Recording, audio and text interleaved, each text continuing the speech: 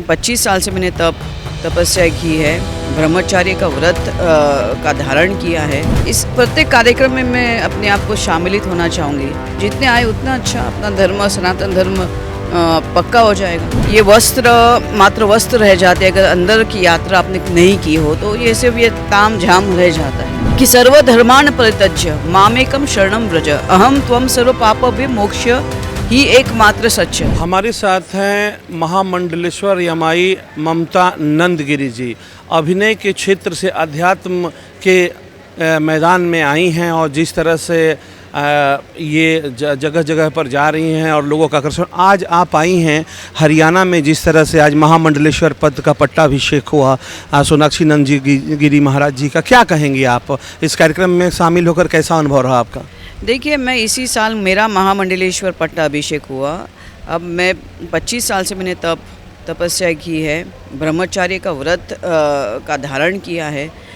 तो और जिसको हम लोग बोलते हैं कि आज जब मैं महामंडलेश्वर मेरा पट्टाभिषेक हो गया है, तो अब मैं इसी क्षेत्र इसमें जितने लोग इस सनातन धर्म से जुड़ जाए या सनातन धर्म का विस्तार हो, इस प्रत्येक कार्यक्रम में मैं अपने आप को शामिलित होना चाहूँगी। जितने आए उतना अच्छा, अपना धर्म, सनातन धर्म पक्का हो जाएगा।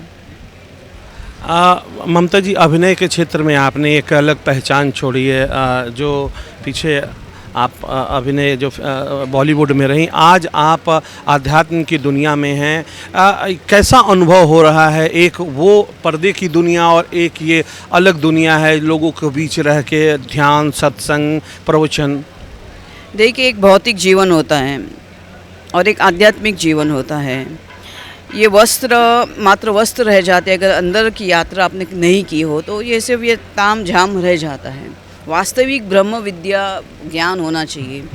जैसे ऋग्वेद में कहा गया है कि सर्वप्रथम शब्द था, फिर शब्द उसके साथ था, फिर शब्द ही वो था।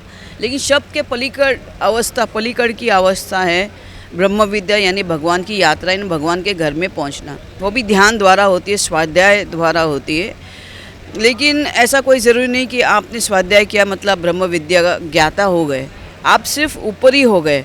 आपने 4 वेद कंठस्थ किए हो, अपने 18 पुराण या 108 उपनिषद अपने कंठस्थ किया हो, लेकिन अपना ब्रह्म विद्या, ध्यान, प्रत्यारा, ध्याना समाधि, अगर ये अवस्थाएं आपने नहीं देखी हो तो आपका ये वस्त्र सिर्फ वस्त्र होता है। अंदर की ब्रह्म विद्या और आपका ज्ञान नहीं हो तो आपका सिर्फ ये ताम झाम वस्त्र हो गया, ये फैंसी ड्रेस कंपटीशन हो गया। वास्तविक के कपड़े हैं आपको भक्ति द्वारा भगवान के मार्ग में और धाम तक पहुंचाने का। जैसे श्री कृष्ण ने भागवत गीता में कहा है कि सर्वधर्मान् परित्यज्य मामेकं शरणं व्रज अहम त्वं सर्व पापभ्य मोक्ष्य ही एकमात्र सच। यानी अहम त्वम, यानी ऊंच नीच, ब्राह्मण, क्षत्रिय, कोई बोलता है इसको कथा नहीं करनी, जिसको अगर अभ्यास हो। तो जन्म से हर प्रत्येक मनुष्य शूद्र होता है। ये तो हम जब ब्रह्म विद्या के ज्ञाता हो जाते, वो भी ब्रह्म विद्या के ज्ञाता। ये नहीं कि आपने सिर्फ भागवत गीता कथा पढ़ के आपने सुनाई मतलब ब्रह्म विद्या के ज्ञाता हो गए। जो ब्रह्म विद्या का ज्ञाता है, जो कि ध्यान, धारणा, समाधि की हो और उच्च अवस्था कैवल्य तुरीय तक पहुँचे, वो ही वास्तविक ब्राह्मण कहा गए। तो मतलब आज इस युग में बोलते हैं 1 करोड़ में से एक ही है जो ब्रह्म विद्या का ज्ञाता है, पूर्ण तरह से ज्ञान का ज्ञाता है, तो वही ब्राह्मण कहलाने के अधिकारी है। तो बाकी जो ऐसे ही है कि मैंने जन्म से ब्राह्मण, तो वो शून्य है।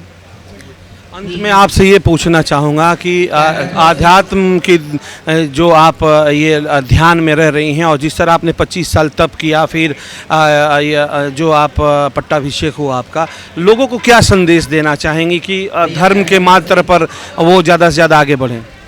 धर्म का विस्तार हो, सनातन धर्म का प्रसार हो, यही हो और क्या होना चाहिए। जितना हिंदू धर्म अपना शक्त हो, अपना स्ट्रांग हो जाएगा, जितना परिपक्व हो जाएगा, उतना अपना भारत उन्नत कर पाएगा।